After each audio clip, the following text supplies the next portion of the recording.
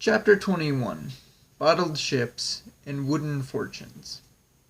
Pleasance Manor was a museum of material possessions, a carnival of items validating their primacy on the social ladder. There were pelts and taxidermied mounts of exotic species, complete suits of armor and decorative weaponry from different periods in history, and rare cultural artifacts from around the globe. There were things that were definitely more of a want than a need. Things that looked good on a shelf, things to fill space and start conversation. Some things Alice recalled from her old life. If her family didn't have it, they knew others that did. Some she'd read or been told about, while others she educated herself on as she went.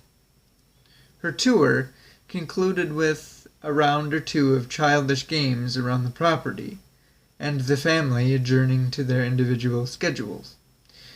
Yorkin joined his mother for a return trip to the city. His father left hastily in his own direction, attending to his occupational engagements that commonly pulled him away until the late hours of the evening.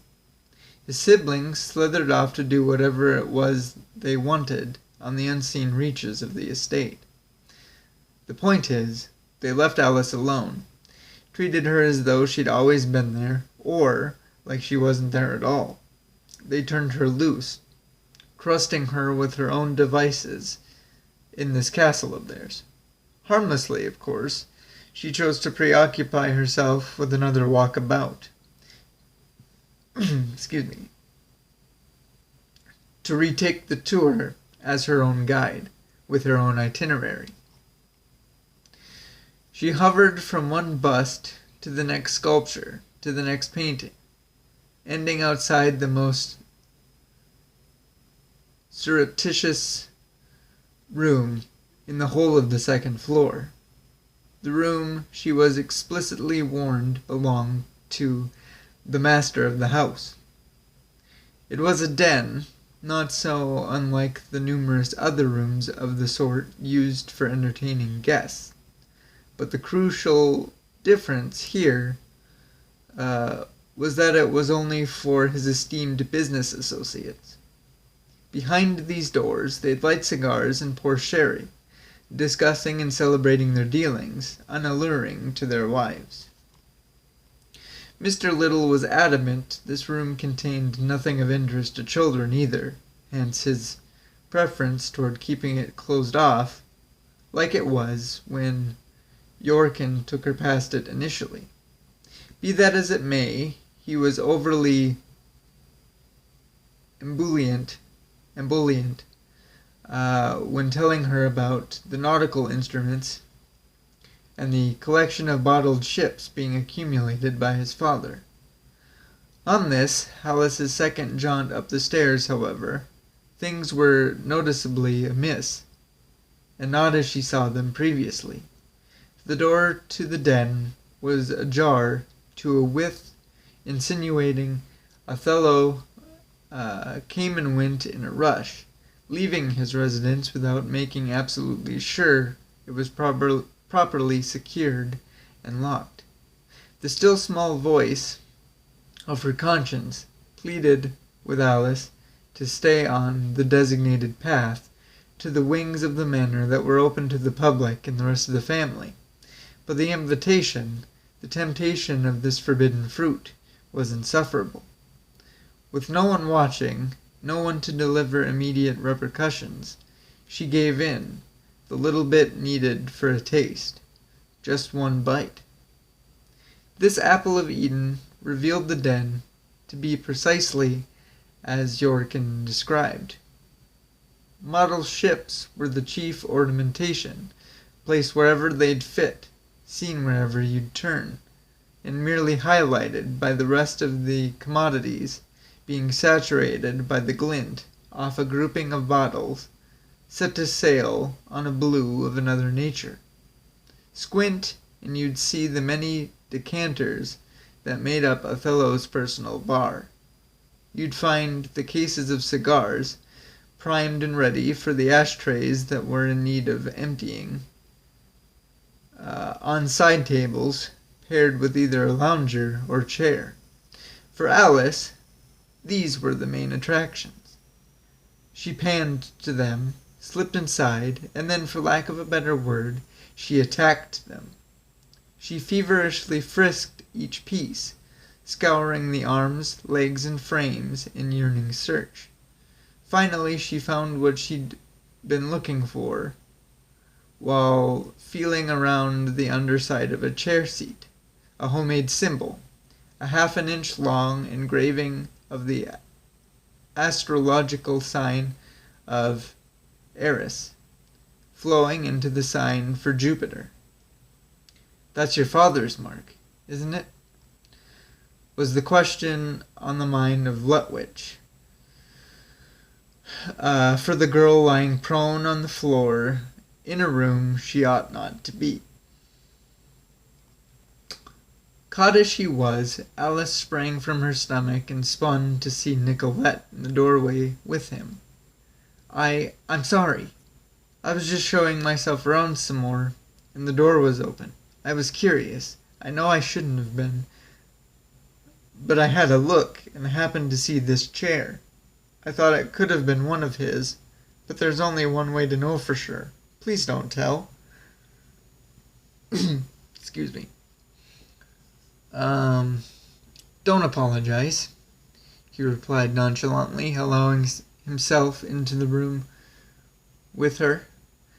"Actually, we were hoping to catch you for a chat. Just the three of us. We want to get to know our little sister," Nicolette punctuated. "And it might be good to learn a thing or two about us as well." While the sister blocked the door behind them, he brought the conversation back to the furniture. "You know, if you were to ask me, I'd say that you don't need it to tell who the maker is. It's the attention to detail, the pride in the work that's his stamp.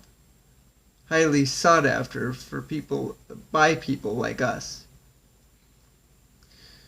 To legitimize the truthfulness of her brother's opinion, Nicolette hummed. She nodded and then asked, "Do you remember this piece, Alice? Did you see him build it?" The little children's movements, their erratic spread throughout the space, unnerved her. It was hard to know who to look at when answering. "Not this one, no. But we were always together down in the shop. He had me with to talk to and teach here and there while he worked. There were times when he'd even let me help. Like if I looked bored enough, he'd ask whether he should do this or that, and so on. Then he'd make it exactly how I said. It's a shame his being gone," Lutwich condoled. 90 degrees opposite Alice. "But it will serve to increase the value of his work, still remaining in the country. If people are smart, they'll hang on to any piece of his, and at the right time, in the right condition, they could have a fortune on their hands." "Yeah, I guess so." "Father amassed ours mainly through land ownership, property management. It ensures my mother, siblings, and I won't have to work a day in our lives if we don't wish to. But he's not suited for a leisurely lifestyle. The word retirement simply isn't in his vocabulary. He's an impulsive man, always on the hunt for the next thing, whatever it is, and Lord help my mother when he finds it. He dives in with both feet and dumps every resource he has into it, striding to be at the top of it, the very name associated with it. He's also a passionate man. His great love, as long as he's been my father, has been traveling. The idea of leading expeditions to the darkest corners of the map. being the first to explore, the first to see, and the person responsible for bringing these places, in all their splendor, into the consciousness of the Western world. So, he's reinvested some of our money into a startup trading company, for which I will soon be a captain, making my own name sailing across the seas. Am I being too delicate? I'm explaining all of this to you because you should know these plans don't include you. Nowhere in them do you belong. Hence why I referred to you earlier as the new addition. You're not a member of this family, you've merely been added to it. Your adoption was charity, to make our parents look good, just another of our father's long-term investments. Your job isn't to fit in, it's to not embarrass him and to be worthy of the name they've borrowed you, not leech off it. What's going on in here? Antoinette was the next to appear in the doorway, unknowingly letting the tension between the children. Nothing, Mother. Alice here was curious about some of Father's ships, and that led to a riveting conversation, Nicolette responded, side-eyeing Alice while jumping to cover for her brother and his cruelty. Adjusting a large box under her arm, Mrs. Little perused the room, but managed to miss seeing her new daughter deadpan and trembling in anger. Oh, well, I see no harm done, nothing broken or touched, but you really should come out of here before your father returns and catches you.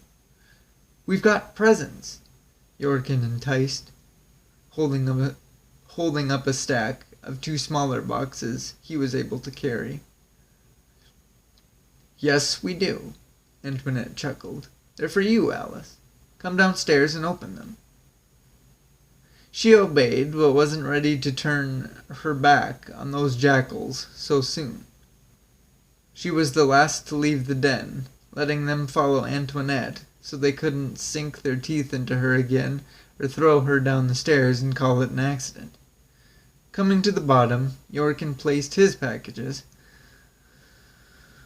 on the step where she could sit and open them. The other remained with his mother on the foyer floor, next to her foot. This one is for last, she said, holding a leg in front of it. Of course, Alice was dying to know what was waiting in the box those 2 were working to hide. But as per the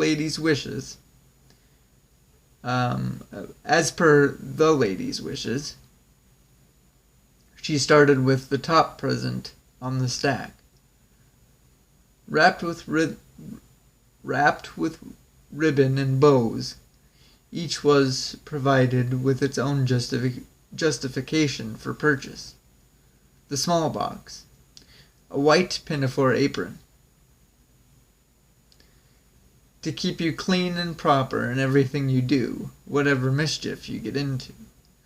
The medium box, a blue knee-length, puffy-sleeved dress. You need something better, more flattering and feminine than those drab rags from the orphanage. Then the big present was plopped between her knees. It was different than the first 2, poked full of holes and moving. She tore the ribbon and lifted the lid, abrasively peering inside, gasping, "A kitty!"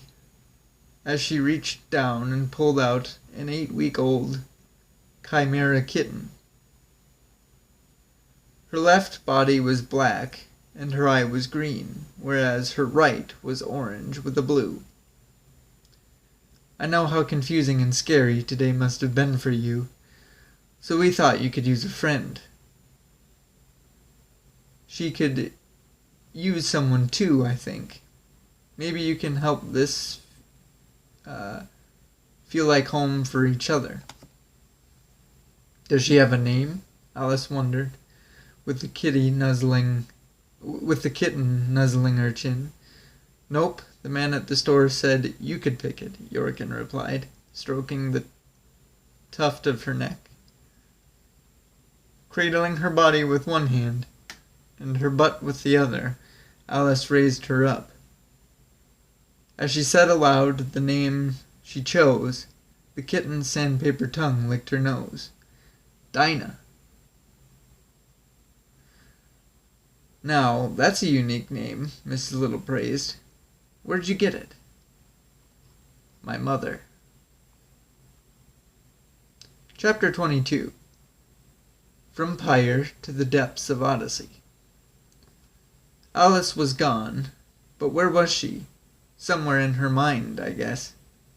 She gazed into Dinah's eyes and was taken by the colors of a raging sea. The kitten's meows of affection and playfulness were changed to roars of ruination and terror.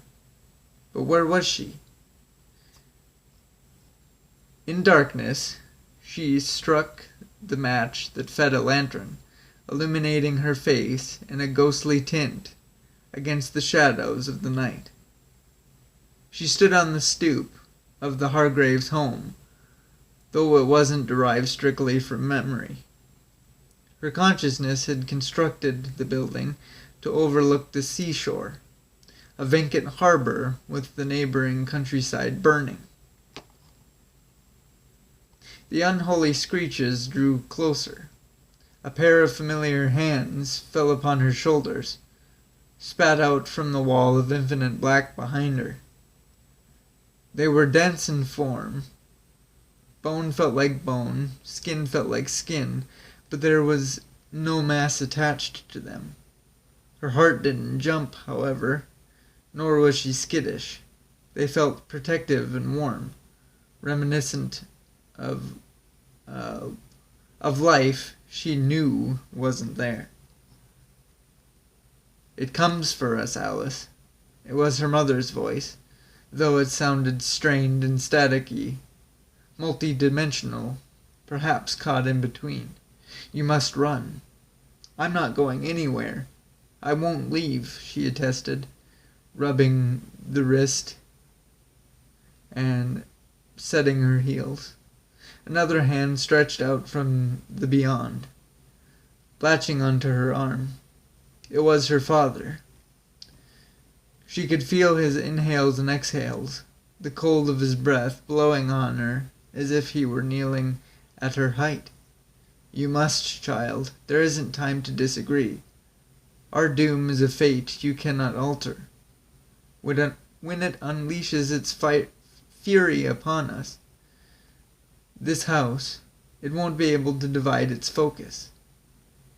That's when you break away and make for the harbor. But there aren't any ships in the harbor, she dramatized. The water, Alice. Leap for it off the edge of the dock, and one will find you beneath your feet. Get as far away from land as you can. Sail and don't look back. Now go. The force that shoved her off the stoop was the same that slammed the door.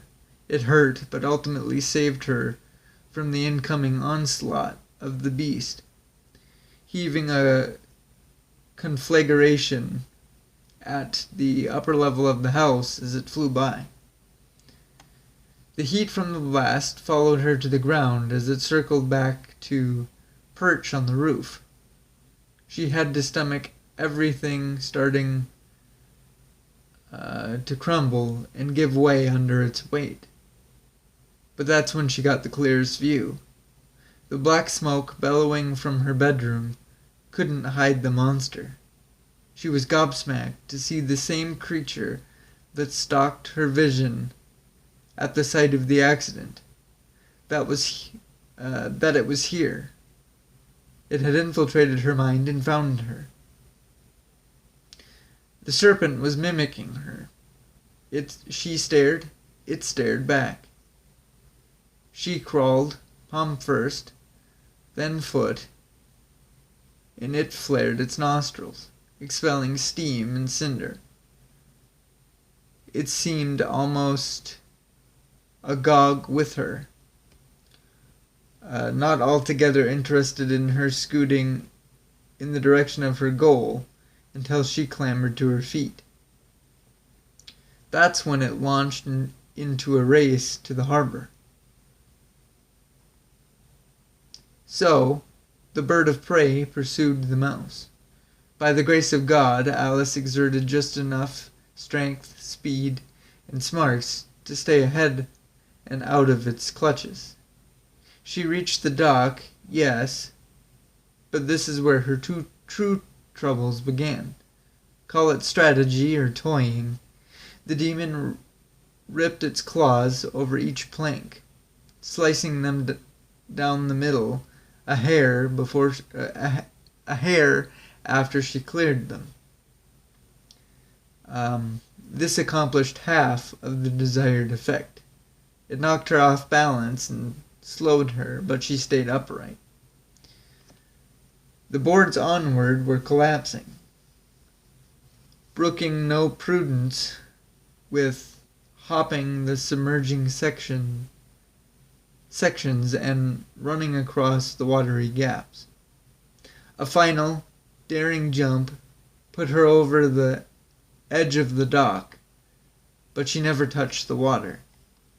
Diving feet first, she braced for the feeling of dampness to come spurting up her body and over her head as the whitecaps and undertow dragged her down.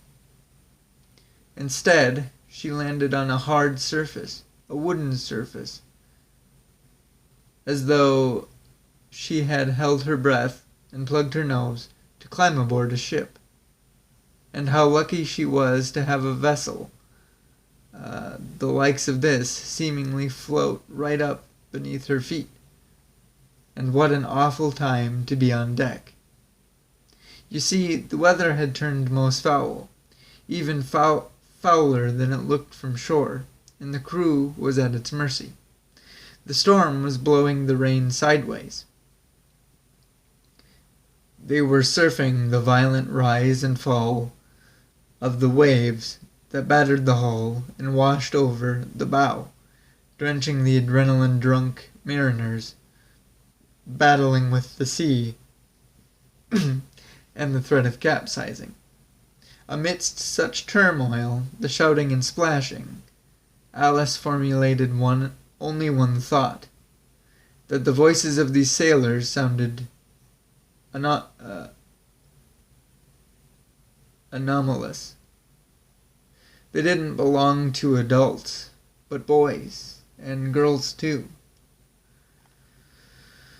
Something about them felt so familiar, like she could almost recognize a few that bumped into her, because they were. No, it wasn't possible. Children from the orphanage? The kerfuffle prompted Alice to examine herself, and to her surprise, it appeared her garb had changed, and that, as long as she was on board this ship, she wasn't going to be just a simple stowaway. She now adorned a black cavalier hat, embellished with a blue and maroon dodo feather, and a royal purple topcoat over a long Gothic dress. She was unexpectedly armed with a master-at-arms saber. The slight curve of its black-gripped hilt, the elephant head pommel, and the flared golden handguard were fitted exquisitely to her form. "Captain! Orders, Captain!" her first mate yelped, materializing in front of her, grappling her arms to maintain his balance through the rocking and bobbing. "Father Ambrose?"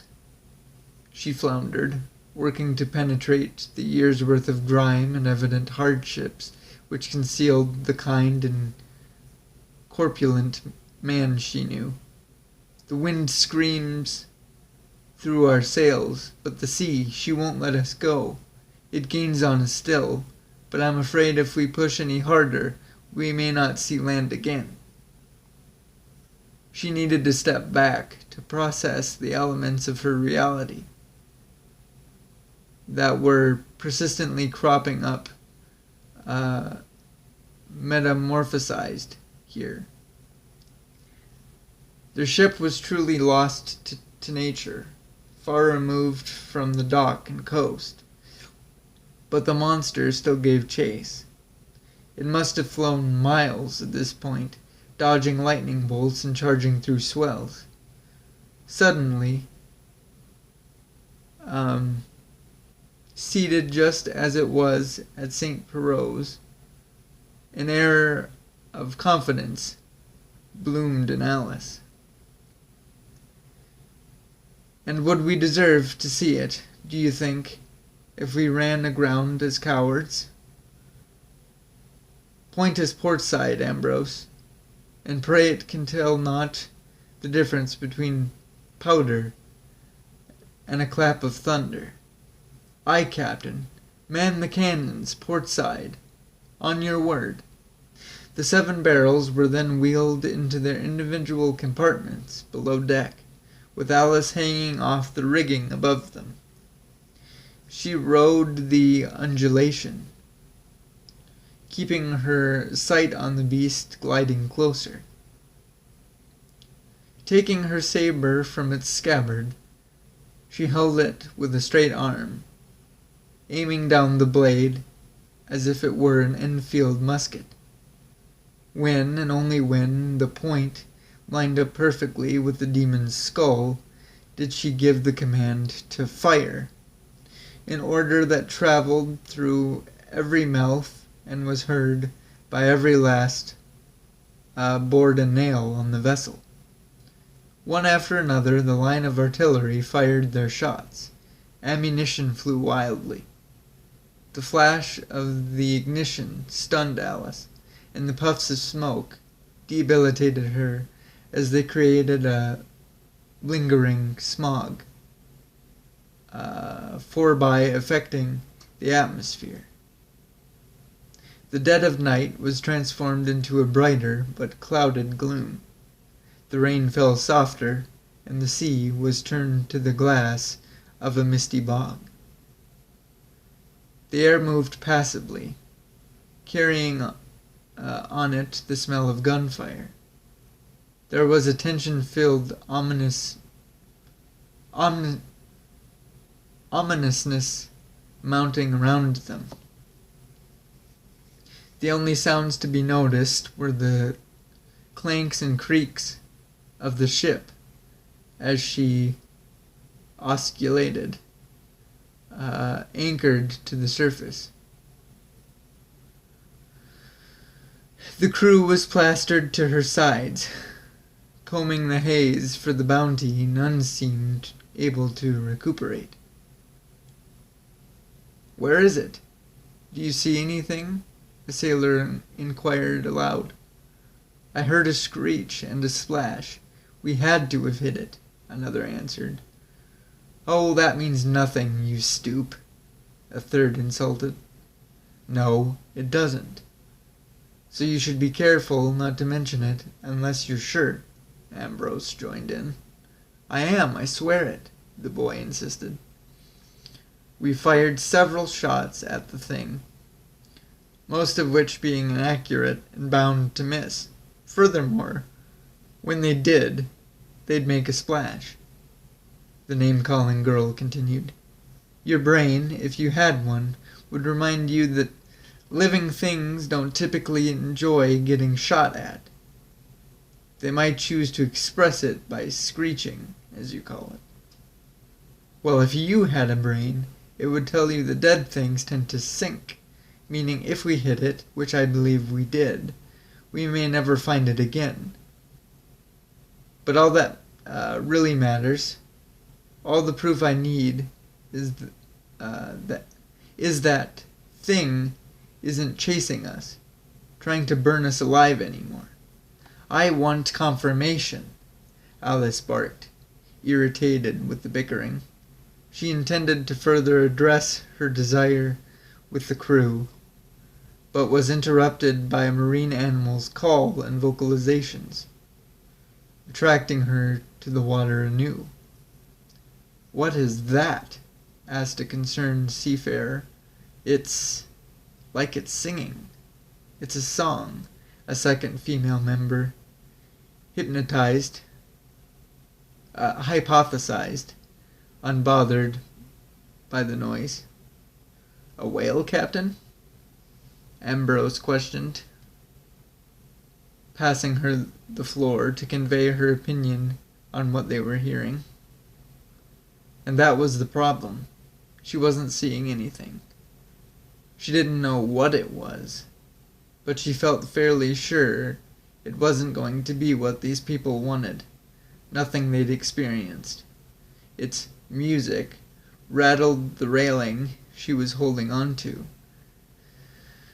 She was fearful. That was as plainly written on her face as the sea was deep, but succumbed most so after the aria played its concluding note. "Abandon ship! Abandon A lookout, stationed at the bow of the craft, wailed like a siren. His captain and her first mate turned their heads with no time to react beyond, no time to save him, nor any other person, before it all went wrong. I'll explain this part, because our heroine is indisposed for the moment. The creature that eliminated the Hargraves and chased the vessel of St. Perot across stormy waters hadn't been shot and hadn't been killed. Sensing danger, it dove into the sea to avoid the cannon fire, where 1,000 or more years' worth of evolution reconstructed it to be an aquatic variation of its species.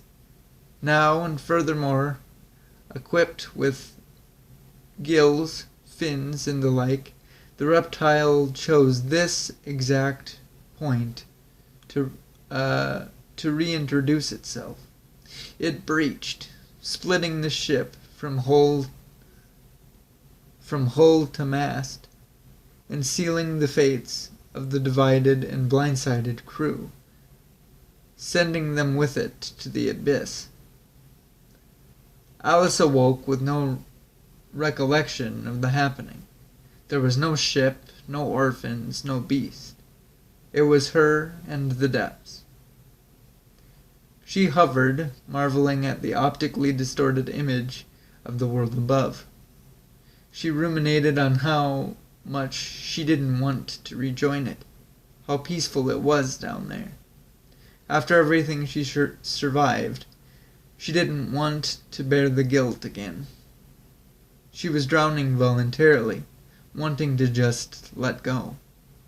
The space of light, the reflection of the surface, intensified as she released the oxygen from her lungs. She ascended with the bubbles to the gates of paradise, where a seraph, a young child, awaited her on a piece of driftwood, reaching into the water to take her hand. That's going to wrap up this episode, guys. I know we went a little bit longer, but wanted to make sure that we got two chapters in this episode if we could fit them, and we did successfully.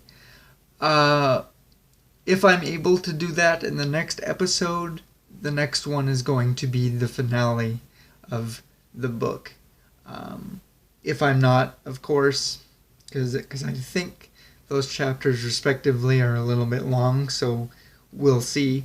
But either way, I will just do them individually and upload them back to back. So regardless of what happens, Friday will be the finale episodes of this book. And then we can move on to the next thing after that. So until next time, guys, I hope to see you in the next one.